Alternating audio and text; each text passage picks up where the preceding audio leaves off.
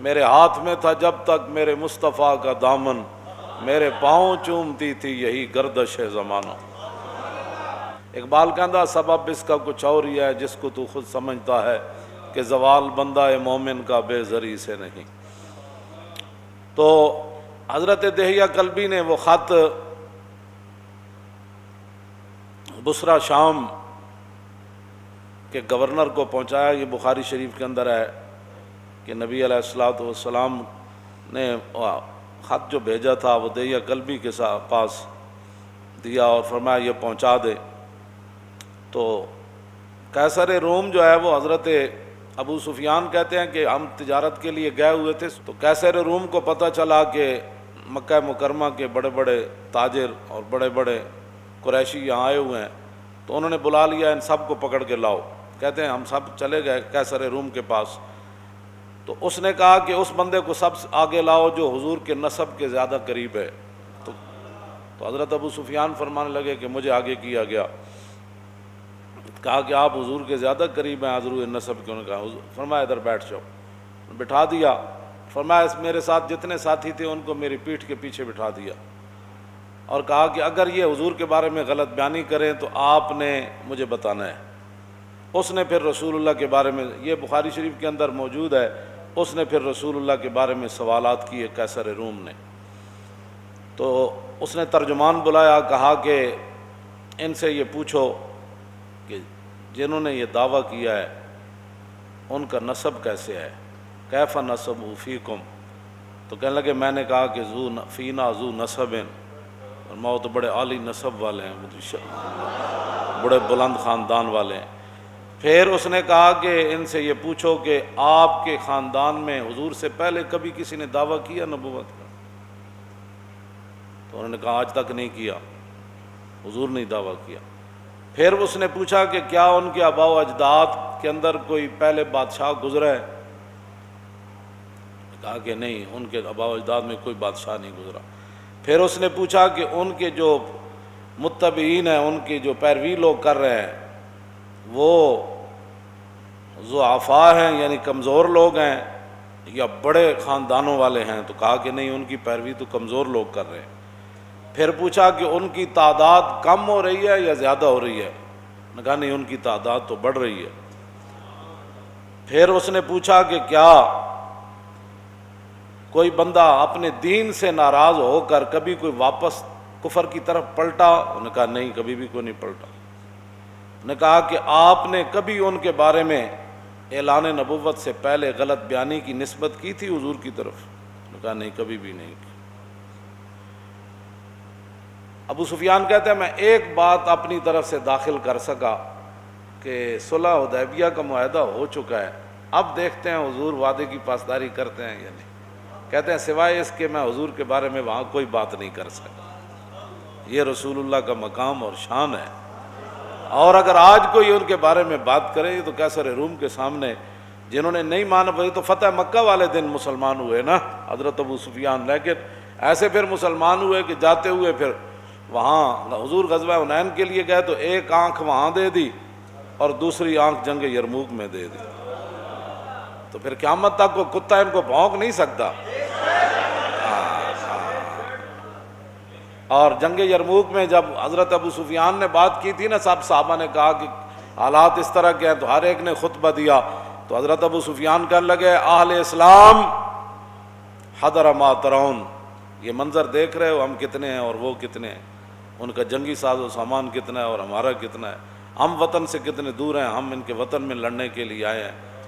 جب یہ باتیں کی تو صحابہ ظاہر ہے موجود تھے سارے بڑے بڑے، تو فرمایا پریشان ہونے والی بات نہیں، فہذا رسول اللہ، فرمایا حضور بھی جنگ یرموک میں حضور بھی جلوہ گر ہیں، فہذا رسول اللہ۔ تو وہاں آپ کی دوسری آنکھ بھی چلی گئی، جو تو کسی کو کیا حق پہنچتا، آپ کا کوئی بچپن کی باتیں شروع کر دے کہ میں ایسے ہوتا تھا تو پھر میں ایسے ہوتا تھا، تو بعد میں الاسلام یہدم ما کان قبلہ، اسلام کا یہی تو کمال ہے کہ اسلام سے پہلے جتنی باتیں ہوتی ہیں جب کلمہ پڑھ لیتا ہے وہ باتیں ساری ختم ہو جاتی ہیں، بات ختم ہے، وہ تو اسلام کی خاطر نابینا ہو گئے، اور پاکستان کے روڈوں پر کوئی کتا ان کو بھونکتا ہے تو وہ تو اپنے آپ کو بھونکتا ہے، اس کا کیا تعلق ہے صحابہ سے؟ صحابہ تو جن خاکوں سے گزرے وہ خاک بھی افضل اور حال ہے۔ کتنی صداقت ہے۔ فرمایا میں حضور کے بارے میں کوئی بات نہیں کر سکا، صرف ایک بات کر سکا کہ حضور نے کبھی بھی ایسی بات نہیں کی، لیکن اب دیکھتے ہیں کہ رسول اللہ صلی اللہ تعالیٰ علیہ وآلہ وبارک وسلم جو ہے وہ کیا کرتے ہیں اب نہیں پتہ۔ تو کہا کہ آپ یہ بتائیں کہ آپ کی ان کے ساتھ جنگ ہوتی رہتی ہے؟ انہوں نے کہا جی بالکل ہوتی رہتی ہے۔ انہوں نے کہا کہ وہ جنگ کا نتیجہ کیا ہوتا ہے؟ کہا کہ الحرب سجال، جنگ تو ایک ڈول ہے، جس طرح پانی بھرنے کے لیے بندہ کنویں میں پھینکتا ہے تو ڈول، تو کبھی ایک آدمی پانی ڈول سے نکال لیتا ہے، کبھی دوسرا۔ مطلب یہ تھا کہ کبھی ہم جیت جاتے ہیں کبھی وہ جیت جاتے ہیں۔ یہ اس نے پھر پوچھا کہ وہ آپ کو حکم کیا دیتے ہیں، کس بات کا؟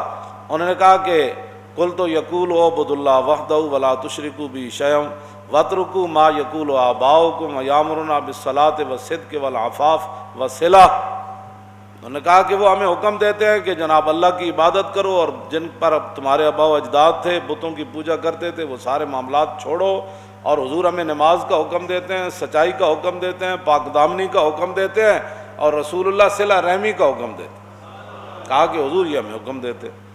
اب 11 سوالات کیے اور ان میں سے جواب 9 کے، پھر وہ اس کو ویسے ہیراکل پڑھتے ہیں، ہیراکل یا ہیرکل پڑھتے ہیں، ویسے لوگ ہیرکل کہتے ہیں، ہیرکل یا ہیراکل دونوں طرح۔ انہوں نے بخاری شریف کے اندر بھی اس کا ضبط دیا ہوا ہے کہ اس لفظ کو کیسے پڑھنا ہے، لیکن بخاری اردو بھی کی ہو نا گھر میں تو اس کو سمجھنے کے لیے پہلے 16 سال پڑھنا پڑتا ہے۔ ہاں اے مت کوئی سمجھے کہ جناب گھر اردو دی بخاری پئی ہوئے تو بندے نو بخاری سمجھ آ جائے، ہاں جی پھر تے گل مک جاندی، پھر تو ہر بندہ استاد العلماء تے شیخ الحدیث تے جناب شیخ الکل تے جناب خطیب پاکستان تے فخر ہندوستان بن جائے گا۔ ہاں جی گھر کتاباں ساریاں پئی نہیں ہوندیاں، پھر سویرے تسی منڈیاں نو کیوں سکول بھیج دیو، دودھ پیندے نو بھی بھیج دیں دیو، کتاباں ساریاں گھر پئی نہیں ہوندیاں، کتاباں گھر رکھن دا بندہ مولوی تھوڑا ہو جاتا۔ ایک مولوی ہے جڑا سارے ہر بندہ مولوی ہے، جنہوں جناب اٹھ پٹو میں اخبار وچ مضمون پڑھیا سی، تو اخبار وچ مضمون پڑھن نہ بندہ مولوی ہوندا، عمر باید کہ یار آیت بکنار، بڑی لمبی عمر چاہی دی تاں یار بغل چاہندا۔ تو میں اس لیے یہ بات کر رہا ہوں کہ لوگ ہرکل پڑھتے ہیں، ان کو یہ بھی نہیں پتہ ہوتا کہ ہیراکل ہے یا ہیرکل ہے۔ اس نے پھر آگے سے حضور کی ترجمانی کیا کی سنیں۔ اس نے حضرت ابو سفیان کو کہا کہ میں نے آپ سے یہ پہلا سوال کیا تھا، فقال لترجمانہ قل لہ سألتک عن نسبی فذکرت انہ فیکم ذو نسب وکذالک الرسل تبعث فی نسب قومہا۔ میں سب سے پہلے میں نے تم سے یہ سوال کیا کہ ان کا نسب کیسا ہے، تو آپ نے خود کہا کہ وہ تو بڑی عالی نسب والے ہیں۔ قیصر روم کہنے لگا کہ یہی تو نبیوں اور رسولوں کی شان ہوتی ہے، یہی تو نبیوں کی شان ہوتی ہے کہ وہ اعلیٰ نسب ہوتے ہیں۔ اس پر میں کوئی دائیں بائیں نہیں جانا چاہتا، یہ بات رہ جائے گی، لیکن آپ خود سمجھ لیں کہ جو حضور کے مقابلے میں باتیں کرتے ہیں ان کی اپنی حیثیت کیا ہوتی ہے، وہ کون ہوتے ہیں۔ دوسرا کہتے ہیں میں نے سوال کیا کہ آپ کی قوم میں کبھی کسی نے یہ بات کی ہے، تو آپ نے کہا نہیں کی۔ تو کہتے ہیں ان پر الزام تو آپ تب لگاتے، پہلے یہ ریت چلی آتی کوئی یہ بندہ کرتا ہے میں نبی ہوں، کوئی یہ کرتا ہے، جب آج تک کسی نے بات نہیں کی تو پھر نبی برحق یہی ہے۔ پھر میں نے تم سے یہ سوال کیا کہ کیا ان کے آباء و اجداد میں سے کوئی بادشاہ ہوا ہے، تو تم نے کہا کوئی نہیں۔ تو اگر کوئی نہیں تو پھر تو نبی برحق ہے۔ اگر ان کے آباء و اجداد میں کوئی بادشاہ ہوتا تو ہم یہ سوچتے کہ وہ اپنے باپ اور دادا کی بادشاہی واپس لینے کے لیے دعویٰ کر رہے ہیں۔ جب ہوا ہی کوئی نہیں تو پھر آپ کو کیا مسئلہ ہے، آپ کیوں نہیں کلمہ پڑھتے ہو، کیوں نہیں پڑھتے آپ کلمہ؟ پھر میں نے آپ سے یہ سوال کیا کہ کیا آپ نے اعلان نبوت سے پہلے کبھی کوئی غلط بیانی کی نسبت حضور کی طرف کی، تو آپ نے کہا نہیں۔ اللہ، تو کہا کہ جو نبی لوگوں کے ساتھ غلط بیانی نہیں کرتے وہ رب کی طرف غلط بیانی کی نسبت کیسے کر سکتے؟ کہ اللہ نے مجھے نبی بنایا. تو جب لوگوں کے ساتھ انہوں نے کبھی ایسی بات نہیں کی تو اللہ کی طرف کیسے نسبت کر سکتے؟ گل اے وے جڑا سمجھ آ جائے تو خط نال بھی آ جائے جی، سمجھ آ جائے تو غیروں کو پوچھ کے بھی مقام رسول سمجھ آ جائے. جے نہ آوے تو ساری زندگی قرآن و حدیث پڑھ کے مولویوں دیا تقریراں سن کے بھی سمجھ نہ آوے، پھر بھی بندہ غیراں دیاں گلاں کرے. کہتے ہیں میں نے پھر آپ سے یہ دوسرا سوال کیا کہ ان کی اتباع کمزور لوگ کر رہے ہیں یا بڑے لوگ؟ تو آپ نے کہا کہ ان ضعفاء اتبعوا وهم اتباع الرسل. انہوں نے کہا کہ نہیں کمزور لوگ کر رہے ہیں. تو انہوں نے کہا کہ آدم علیہ السلام سے لے کر حضور تک جب بھی کسی نے ابتداءً پیروی کیا تو کمزور لوگوں نے کیا، بلکہ یہ تو تانا دیا قوم نوح نے بعد الراج کہ تواڈے غریب تے پست لوگ تواڈی اتباع کر دین، اسی پیسے والے انہاں غریباں نال کیویں بیٹھیے؟ قیصر روم کیوں جی گفتگو کی تھی؟ کہتا میں تیرے کو اے پوچھا تسی اے جواب دیتا، پھر اے پوچھا، پھر نبی ہوندے ہی ہو جائے. پھر تو کیا انہیں کدی بھی غلط بیانی، انہوں نے کہا نبی کدی بھی غلط بیانیاں نہیں کرتے.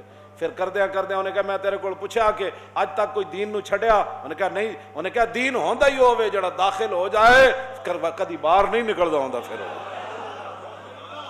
تو میں پوچھا تیرے کو کدی کوئی دین نو چھوڑ کے حضور نو گیا؟ میں کہا ہوتے تے پتھر بن کے بھی کہندے سن حضور حکم تو دیو، ہوتے تے کھجوراں کھا کے بھی کہندے سن حضور حکم تو دیو، گھوڑے سمندر جی سٹ دیاں.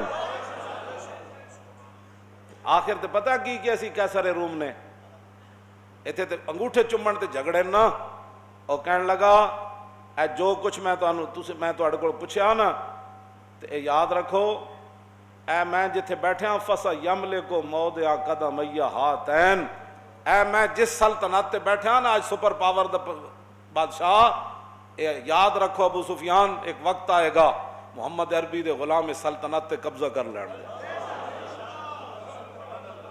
جتھے میں بیٹھا اس جگہ بھی حضور دے غلاماں نے قبضہ کر لینا. اگر گل اے وے جڑی تو دس رہا تے انہاں دے غلاماں نے قبضہ کر لینا، پھر صحابہ قیصر روم دے دروازے تے گھوڑے نہیں جا بدے. یہ انہیں کہ اگلی گل بڑی عجیب ہے، انہیں کہا لو کنت عندہ لغسلت عن قدمے. اے گل پڑھ کے بندہ مست ہو جاندا، کہندا میں جے حضور کول ہوندا نا تے میں حضور دے پاؤں مبارک دھو کے پینے سن.